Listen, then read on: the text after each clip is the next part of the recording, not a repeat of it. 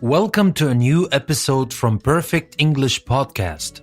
Today is all about grammar, and we're going to focus today on the present perfect. But before we start, let me remind you that I have included a quiz for you at the end of this podcast. You can check your understanding, and it's very good to retain the information you learned from this episode. All you have to do is follow the link I have left you in the description of this episode, and you're good to go. And now we're ready to start talking about the present perfect. Now, the present perfect might sound a little bit complicated and difficult, but it's a lot simpler than you think. And once you understand the three key uses of the present perfect, everything will be easy. Now, before we dive in the uses of the present perfect, let me remind you quickly that the present perfect is formed using the subject, the auxiliary verb have or has, and the main verb in the past participle. So, for example, we say, I have seen. I is the subject, have is the auxiliary verb, and seen is the past participle of the verb see. Obviously, the past participle of regular verbs is formed only by adding ed, just like the past simple. But with the irregular verbs, you will have to refer to an irregular verb chart and find out the past participle form of the irregular verb. And now let's start with the more important thing, and that is, when do we use the present perfect? I will start with an example. They have moved into a new apartment. They have moved. We know it's present perfect because here the verb have is the auxiliary and the main verb is in the past participle, moved. And now if we think about the sentence, they have moved into a new apartment, the thing actually happened in the past, because no matter when it happened, whether it happened yesterday or if it happened a month ago, they have moved. They are there. They're not moving now. They're done moving. It is something that happened in the past. But still, we don't use it in the past simple. We use it in the present perfect. So why do we use present to talk about something in the past? And in this case, it's present perfect. Well, the present perfect expresses the idea that something happened or never happened before now, at an unspecified time in the past. And this is the key, at an unspecified time in the past. The exact time it happened is not mentioned because it is not important. So that is the key difference between the present perfect and the past simple when the present perfect talks about something that happened in the past. It is not an exam where you just go and search the sentence for anything that denotes a specific time in the past so you know that you need to use the past simple, or if you don't find any word that refers to a specific time in the past, you use the present perfect. It's up to you. Remember, you're learning how to use the present perfect so that you can use it in your conversation. And in your conversation, it's up to you whether you want to add specific time in the past in your own sentence or you don't. And the reason behind that is very simple. Is the time important? If I go back to this sentence, they have moved into a new apartment. If I just add to it last month, then I should use the past simple instead. I should say they moved into a new apartment last month. So what is the difference then? Well, the difference is what I think is important. If I want to focus on the action itself, that they have moved into a new apartment, and the important thing actually is the result of the action, that they are in a new apartment now. This is the heart of the present perfect. To talk about things that happened in the past, the time is not specified in the past because it doesn't matter, because it's not important. The important thing is that the action happened and there are usually results that I refer to in the present. Now, to understand the meaning even better, the best way is to look at other examples. For example, we can say, have you ever visited Mexico? Now, when I say have you ever visited Mexico, I am not talking about a specific time in the past. I did not say, did you visit Mexico last year or last week? I did not specify the time in the past because it's not important. My question here, if this thing happened or never happened before now, that's my question. I'm talking about your experience.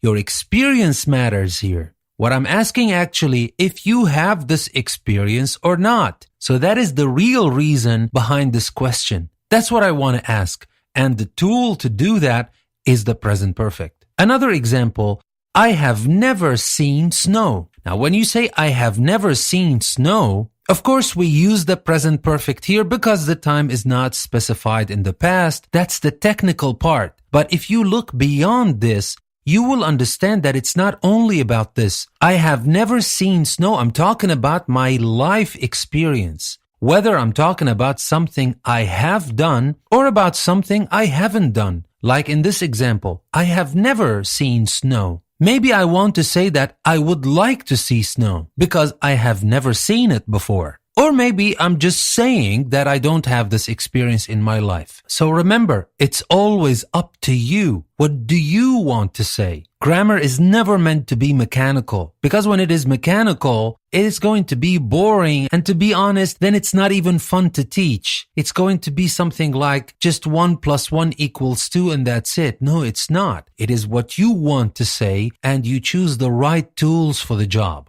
So we've talked about the first main and most important use of the present perfect, and that is when we want to talk about things that happened or never happened before now, and the time is not specified in the past. And if you notice, in the last two examples, I used the adverbs ever and never, and these are common adverbs that are used with the present perfect. I'm not saying they are exclusive. I'm saying they are frequently used with present perfect. And among these adverbs are ever, never, already, yet, still, and just. For example, we can say Jack hasn't seen it yet. Or we can say Anne started a letter to her parents last week, but she still hasn't finished it. Or we can say Alex feels bad.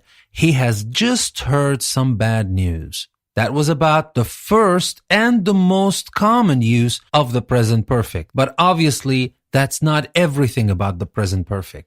Let's move on to talk about a new purpose we have to use the present perfect. Now, the present perfect also expresses the repetition of an activity before now. Of course, the exact time of each repetition is not important. Again, time is not important because the action is important, and more importantly, the result of the action is more important. For example, we can say, we have had 4 tests so far this semester. So we're talking about the repetition of an activity before now. We have had 4 tests. The tests are done. We're not doing them. But obviously, 2 things to notice here. We don't have a specific time in the past. They just happened. We don't care actually when they happened.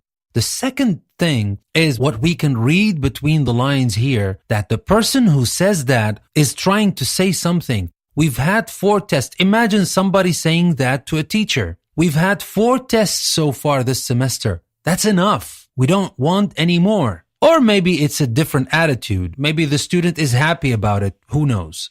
And also, we're talking about this semester, not the last semester, which is over. We can't add anything to it. It's still open. We may still have more tests this semester. And that is why we use the word so far, because the number of repetitions we're talking about may add up. Now let's take a look at another example. I have written my wife a letter every other day for the last 2 weeks. So here I'm talking again, repetition of an activity before now. The exact time is not important. And here if we think about the sentence, what is the relationship between this sentence and the present? I have written my wife a letter every other day for the last 2 weeks. It depends on the situation, it depends on the context, obviously, but maybe this person is trying to say, I have written enough, or I have written a lot, or she can't complain that I haven't written her enough letters, or whatever idea this person might have. So obviously, the focus of this sentence is not just the history of what happened. No, I'm focusing more on the results of what happened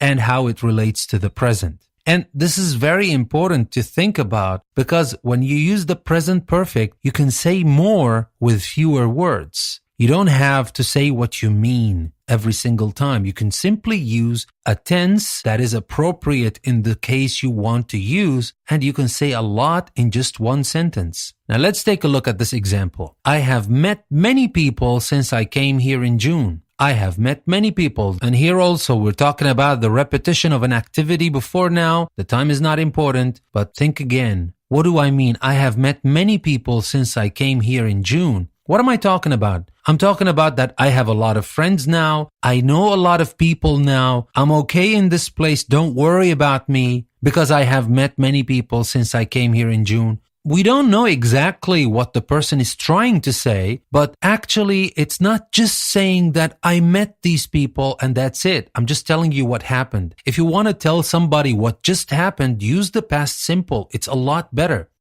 And one last example, I have flown on an airplane many times. So think about it. Why would the person say that? I have flown on an airplane many times. I have this experience. I'm not afraid of planes. I'm okay with that.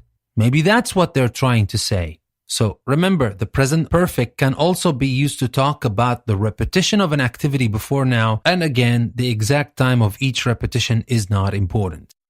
And now we come to the third and last important use of the present perfect that we want to talk about today. And that is the use of the present perfect with for or since. Now let's take a look at this example. I have been here since 7 o'clock. Now, why didn't we say I was here since 7 o'clock? It doesn't work because I was here, that's in the past, that started in the past, that finished in the past. What I'm trying to say in this sentence that I have been here since 7 o'clock and I'm still here. So we're talking about a situation that began in the past and continues to the present. Let's take a look at another example. We have been here for 2 weeks and we're still here. That's the point. This thing began in the past and continues to the present. So this use is a more obvious use to tell us why we call this the present perfect, not the past. It doesn't have to do with the past. Something started in the past and continues to the present. Now, notice the use of since and for is slightly different. The meaning is the same. They're both used to talk about something that started in the past and still continues to the present. But the phrases we use after since and for are different. We use since with a particular time, with a specific time,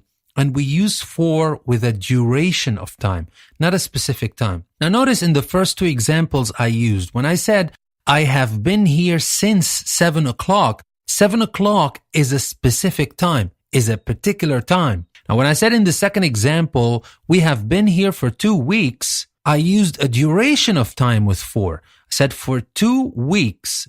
2 weeks, it doesn't have to be 2 weeks, obviously. It could be 2 weeks, 1 hour, 2 years, 2 decades, it doesn't matter. But the idea is that it should be a duration of time and not a specific time. Now let's take a look at some other examples. I have had the same pair of shoes for 3 years. The first important thing we need to notice here is that I still have them, and that's the most important thing. I bought them 3 years ago, and I still have them today. And the second important thing we need to notice here is that we use a duration of time with for. We said for 3 years. Another example, I have liked cowboy movies ever since I was a child. Here, I have liked cowboy movies. What does that mean? Do I still like cowboy movies? Of course I do. That's why I use the present perfect. I've liked cowboy movies ever since I was a child. Since I was a child. I was a child in this case is a particular time. It's not a duration of time. And that's why we use since with it. And the last example, I have known him for many years. Obviously, I still know him. So the action started in the past and still continues to the present. And we use for, not since,